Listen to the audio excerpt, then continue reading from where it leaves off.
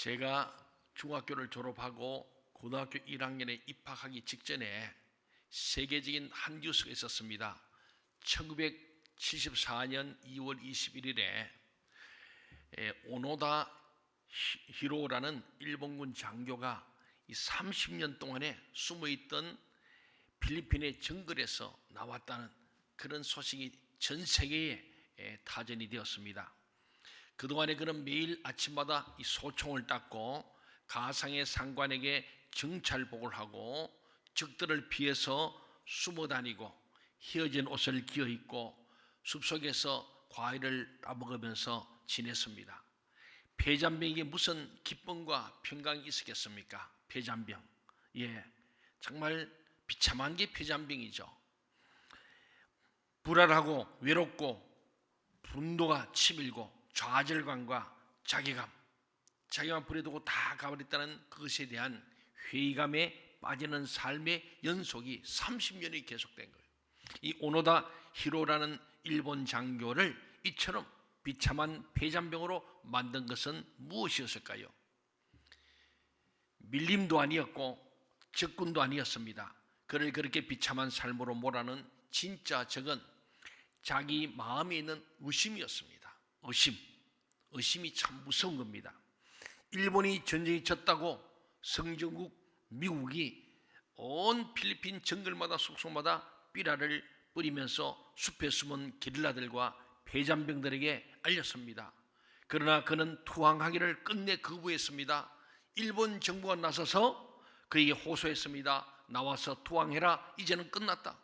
심지어 가족까지 동원해 설득했지만 그는 끝까지 나오기를 거부했습니다. 가족을 동원하고 일본 정부를 빙자해서 자기를 잡아 죽이려는 이 미군의 심리 공작이라고 의심했기 때문입니다. 그 의심이 30년이 흘러간 거예요. 우리가 영적 폐잔병으로 사는 이유는 의심 때문입니다. 오늘 본문의 마지막에도 갈릴리에서 부활한 주님과 제자가 만날 때 아직도 주님을 의심하고 주님의 메시아 되심을 의심하고 주님의 부활을 의심하는 자가 있더라.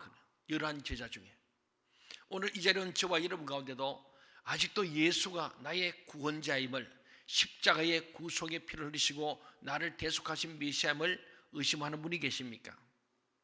오늘 예수님이 죽으시고 성경대로 사흘 만에 부활한 것을 의심하는 이들이 있습니까? 또 우리 죽으면 끝이라고 가룟유다처럼 자살해버리는 그런 폐잔병 같은 인생이 있습니까?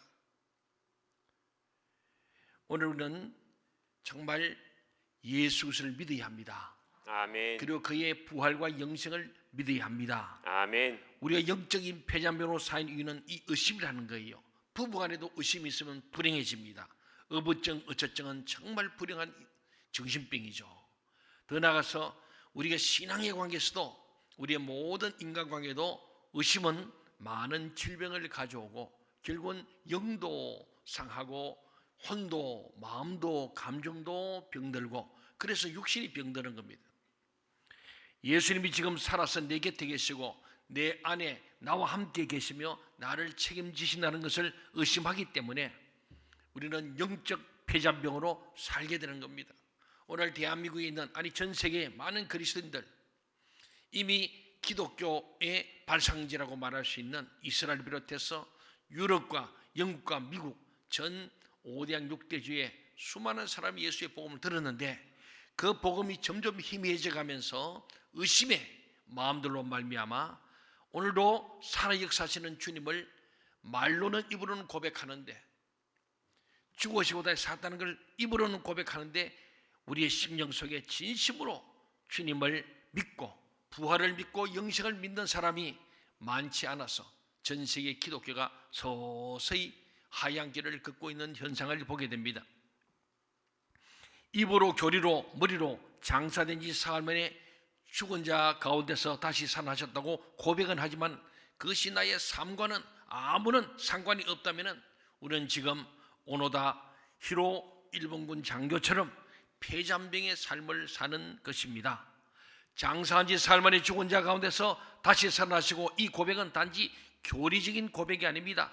이것은 주저앉아 있던 내 삶을 다시 일으켜 세우고 가라앉은 내 심령을 다시 부흥하게 하고 가라앉은 내 삶에 다시 활력을 불어넣는 주님의 에너지입니다. 아멘. 우리는 주일마다 예배 때마다 기도하고 찬양할 때마다 말씀을 들을 때마다 주님이 주시는 이 에너지를 공급받아야 할 줄 믿습니다. 아멘. 우리가 아무리 좋은 차를 갖고 있다 할지라도 기름이 없으면, 엔진 오일이 없으면 그 차는 아무 소용 없습니다. 오늘은 하나님의 이 말씀의 은혜를 믿음으로 받아들여서 성령의 기름 부인 넘침으로 우리에게 불어넣으시는 주님의 에너지가 충만하기를 바랍니다. 아멘. 이것은 그리스도인으로서 우리가 매일을 즐기고 누리고 살도록 만들어주는 우리 삶의 힘이 바로 믿음이라는 거예요. 저는 지난 30년 목회하면서 참 제 마음에는 한 번도 의기소침하거나 부정적이거나 절망하거나 뒤로 물러서거나 주저앉아 본 적은 없습니다. 왜? 우리 주님이 살아계시기 때문이고 아멘. 그분이 부활하시기 때문이고 아멘. 죽어도 사는 영생의 소망이기 때문에 저는 항상 기뻐하고 쉼을 기도하고 범사에 감사하는 주님 명령을 따라서 주님 안에 있는 주 안에 있는 너희를 하시는 하나님 뜻이라 예수 믿는 사람의 뜻을 저는 믿고 오늘도 부활의 아침을 맞으며 참 기쁨으로 또 출발했고 지금도 말씀을 전하고 있습니다. 여러분도 이 부활의 에너지가 임하기를 바랍니다. 아멘. 아주 우리가 가득하게 기름을 채우면요, 차가 기름이 다 돼갈 때 엔진 소리와 기름을 가득 채울 때 엔진 소리가 달라요, 같아요? 그거 모르면 운전사가 아니에요. 운전 오래 한 사람은 차 소리를 딱 들으면 이게 지금 엔진 오일이 얼마나 들었는지, 지금 기름이 얼마나 있는지, 차가 지금 제대로 돌아간지 아는데 기름이 꽉 차면 벌써 다 안정감도 있고 더 엑셀레이터 밟으면 벌써 소리가 숭 하면서 부드럽게 나가요. 기름이 다 돼가면 어딘가 모르게 불안해지는 거예요. 심리적인 게 아니고 실제 기계 상태가 그런 거 아니겠습니까? 여러분이 주일마다 더군다나 수요일에도 금요일에도 새벽에도 계속해서 새 기름, 신선한 기름 부음이 넘쳐서 이 어려운 시대 가운데서도 힘있게 인생을 살아가고 항상 기뻐하고 쉼을 기도하고 범사에 감사하는 저와 여러분 되기를 간절히 소원합니다. 아멘. 2021년 우리 부활절 참으로 온 땅에 만물이 솟아 꽃이 활짝 폈습니다. 비가 와서 좀 꽃이 떨어졌지만은 우리 생명샘 동천계 6,000평 땅에도 울긋불긋한 꽃들을 보면서 얼마나 참 아름다운지 말로 할 수 없습니다. 그러나 한편은 아직도 겨울처럼 앙상한 가지도 있습니다. 오늘은 폐잔병처럼 살고 만물이 소생함에도 죽어있는 나무처럼 있지 않고 우리는 약동하는 정말 파릇파릇 오른 새싹처럼 우리의 믿음이 다시 일어나기를 간절히 소원합니다. 아멘. 오늘 본문 말씀은 막달라 마리아와 다른 마리아는 예수님의 십자가 죽음을 목도했어요. 12에 다 도망가 버렸습니다. 그때 끝까지 십자가의 길을 따라갔고 골고다에 십자가에 못 박혀 십자가에 달린 것, 마지막 십자가상에 7마디 말씀을 다 보고 들은 제자 중에 제자가 바로 여제자인데 그게 대표가 막달라 마리아와 다른 마리아라고 되어 있습니다. 아마도 요한 야고보 세베대의 아내이고 요한 야고보 어머니 마리아일 것이라고 우리는 추측하고 있습니다. 그들은 또한 죽은 예수님이 새 무덤에 안치되는 것을 봤어요. 바로 아리마대 요셉의 무덤에 안치되는 것을 본 거예요. 그래서 모든 과정을 다 보고 무덤까지 확인한 사람은 12제자가 아니었어요. 바로 이 여인들입니다. 이 여인들에게 부활하신 예수님이 가장 먼저 나타났습니다. 이 놀라운 것을 보여주는 거예요. 우리 예수를 믿을 때 열심히 믿어야 합니다. 오늘 이 여인들은 주님을 따르기 열심히 따랐고 마지막에 따랐기 때문에 부활의 주님을 맨 먼저 만나는 영광을 여인들이 경험하게 된 것을 봅니다. 부활하신 예수님은 이들에게 무엇을 지시합니까? 그리고 제자들에게 어떤 사명을 주십니까? 부활하신 주님의 명령이 무엇입니까? 오늘 부활절을 맞으면서 세 가지를 생각합니다. 오늘 본문 우리 마태복음 28장 전체를 좀 길지만 읽은 이유는 이 세 가지 명령을 우리가 확인하고 우리 마음에 쓰이고 이 주님 명령을 준행하기를 간절히 소망합니다. 1절부터 10절에 보면 한마디로 부활을 전하라 그런 말이에요. 예수가 다시 사심을 전해라는 거예요. 한번 겸손히 따라합시다. 부활을 전하자. 부활을 전하자. 네. 안식 후 첫날 새벽에 막달라 마리아와 다른 마리아는 예수님이 안치된 무덤에 갑니다. 무덤에 도착했을 때 지진이 나고 무덤이 활짝 열렸습니다. 천사가 돌을 굴려버리고 그 돌 위에 떡 앉아 있는 거예요. 천사가 돌을 굴린 이유는 무덤 안에 예수님이 없고 무덤이 비어 있음을 보여주기 위해서 의도적으로 천사가 돌을 굴려버리고 그 돌 위에 앉아 있으면서 무덤 안을 보라고 안내하는 거예요.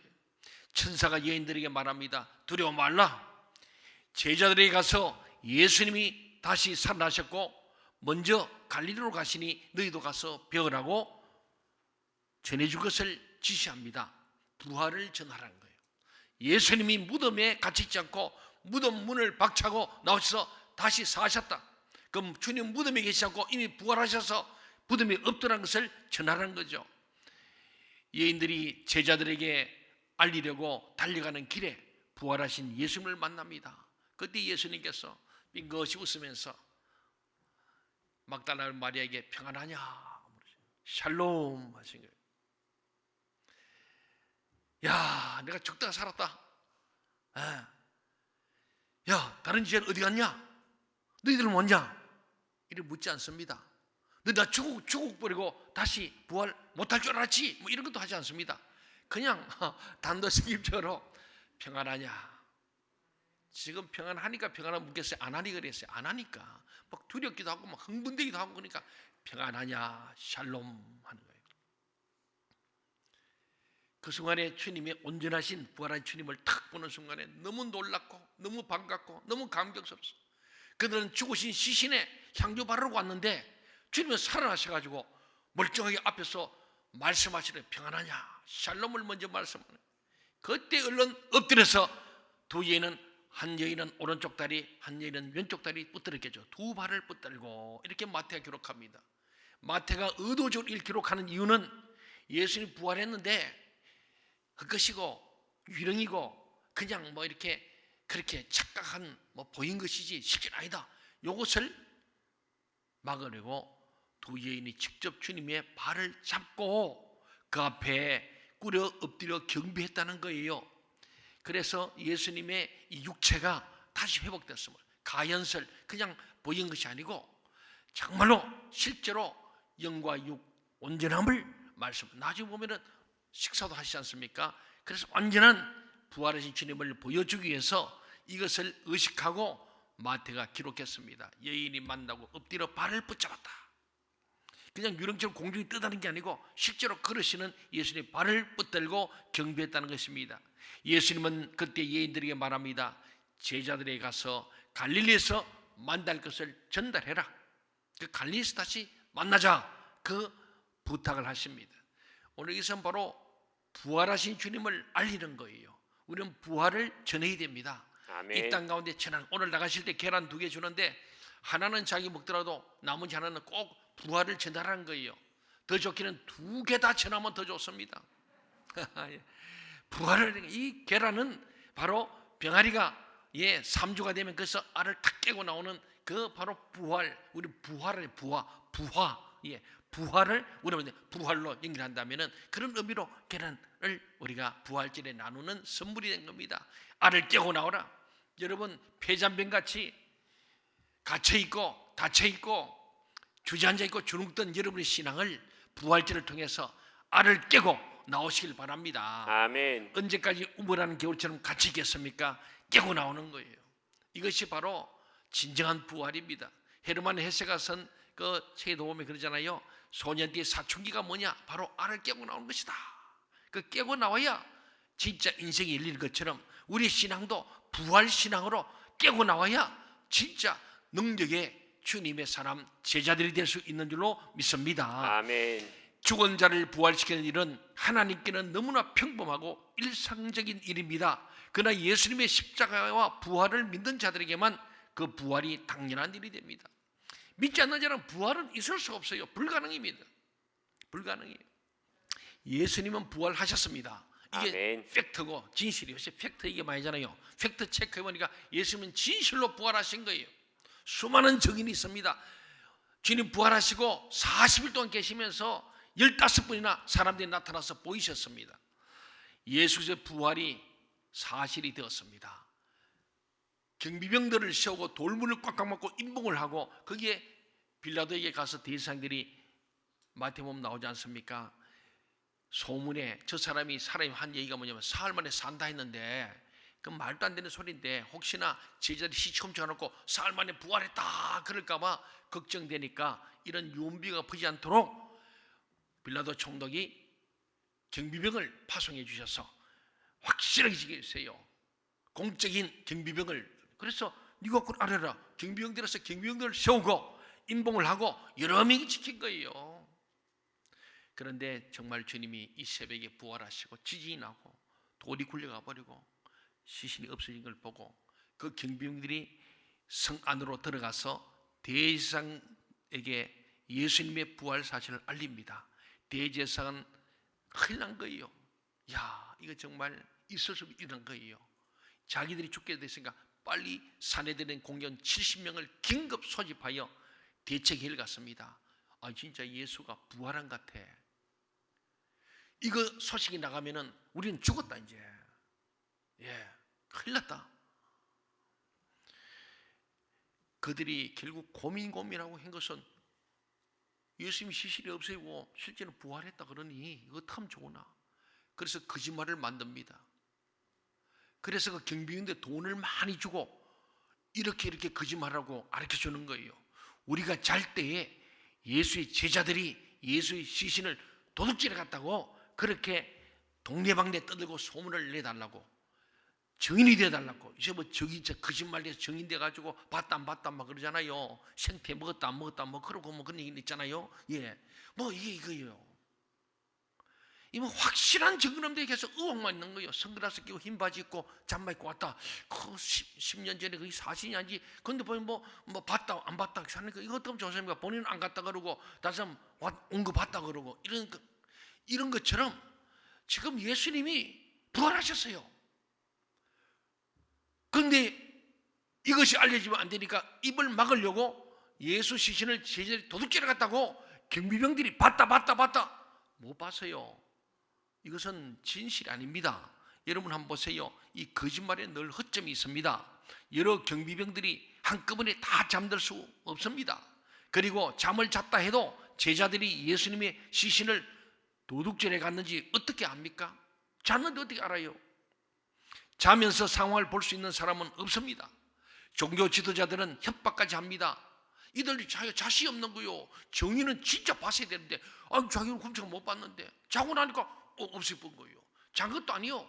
지진이 나고 막 난리가 나는 통에 자기 정신이 없어가지고 보니까 나중에 보니까 없어요. 문이 열려버리고. 잠을 잤다면 지진이 나고 천둥이 치고 돌이 막 굴려갖고 막 무덤이 열리는 이 사건 속에 혼비백산한 거죠. 근데 그게 아닌데 우리 자가지고 시험장 아닌데 이걸 어떻게 거짓말 하나 우물쭈물 하니까 협박합니다. 너희들 시신을 잃어버리고 돌문이 열리고 이걸 잃어버린 거 경비 실패한 거 사형이다 사형. 그때 그 법이 그런 거예요. 경비병이 경비에 실패해가지고 중요한 것을 잃어버리거나 그러다면 사형이거든요. 그러니까 너희가 이 소문을 잘 퍼뜨려가지고 잘 되면은 너희들 사형을 면하게 했다고. 안 그러면 너희 죽여버린다고 협박까지 한 겁니다. 그래서 이 거짓말이 잘 퍼지면 사형을 면해주겠다고 경비병들에게 돈도 주고 또 그런 특권도 주고 거짓말을 퍼뜨리게 합니다. 계속 퍼뜨리고 다닙니다. 막달라 마리아와 다른 마리아는 예수님의 부활에 대한 믿음을 가지고 진리를 전하기 위해 달려갑니다. 여러분이 진리를 전해야 됩니다. 아멘. 거짓말하는 거 안 돼요. 진리를 전해야 됩니다. 반면에 이 대제사장과 종교 지도자들은 부활을 믿지 않고 거짓을 전파했습니다. 믿음은 진리를 전파하고 불신은 거짓을 전하는 거예요. 우리는 믿음으로 진리를 전하시길 바랍니다. 아멘. 부활을 전하라, 진리를 전하라. 이 두 가지 명령입니다. 마지막 세 번째 명령입니다. 16절에서 20절 보면은 제자를 삼으라는 명령이에요. 구약에서 하나님은 주로 산 위에서 나타나셨습니다. 부활하신 예수님도 갈릴리 산에서 제자들을 만나십니다. 11명의 제자가 예수님을 만났습니다. 근데 주님 말씀합니다. 더 보니까 그 중에 아직도 주님을 의심하고 부활을 의심하는 자들이 있었다는 거예요. 그런데 예수님은 그럼에도 불구하고 그들에게 사명을 주십니다. 가서 모든 민족을 제자로 삼아 세례를 주고 내가 너희의 분방을 가르쳐 지키게 하라는 이 명령, 이 사명을 주셨습니다. 부활하신 예수님이 예루살렘이 아닌 갈릴리에서 제자들을 만나신 이유는 갈릴리가 제자들을 처음 만났던 영적 고향이고 소명의 장소입니다. 부르심 입었던 자들, 나를 따라할 때에 배와 그물을 버려두고 주를 쫓았더라. 이때의 순수한 마음은 주님의 제자 되기로 결심하고 자기를 부인하고 가진 것을 다 내려놓고 자기 십자가를 지고 주님을 쫓아가려고 제자 되기로 결단하고 나섰던 이 소명의 장소이기 때문에 예수님께 의도적으로 갈릴리에서 만나십니다. 부르신 곳에서 만나 그들에게 사명을 주십니다. 모든 민족을 제자 삼는 일입니다. 예수님은 죽은 자 가운데서 부활하셨습니다. 이 부활을 믿고 예수 부활의 진리를 전파해야 합니다. 예수님이 우리를 부르신 그 콜링의 이유는 가서 모든 민족을 제자 삼는 사명, 이 미션이 있기 때문이에요. 오늘 우리 예수 믿는데 주님께 부름받은 저와 여러분이에요.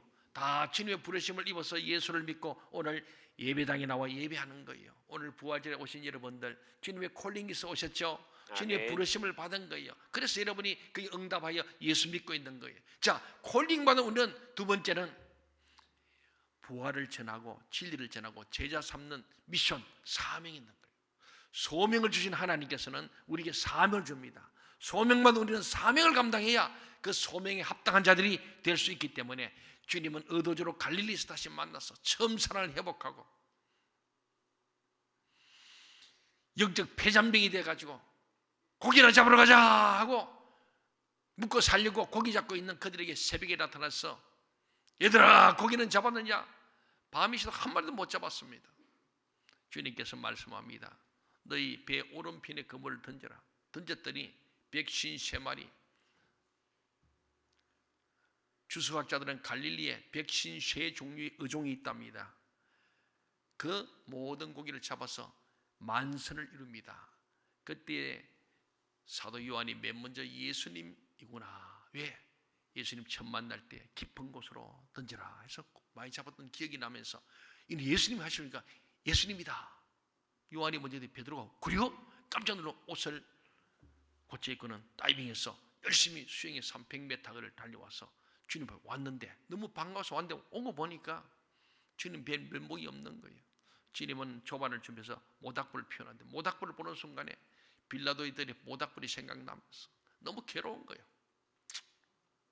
주님 와서 먹으래. 그 앞에 주님께서 네가 나를 다른 사람보다 더 사랑하느냐 물으시잖아요. 주께서 아십니다. 3번씩 묻습니다. 그때 하시면 내 어린 양을 먹이라. 내 양을 치라. 내 양을 먹이라.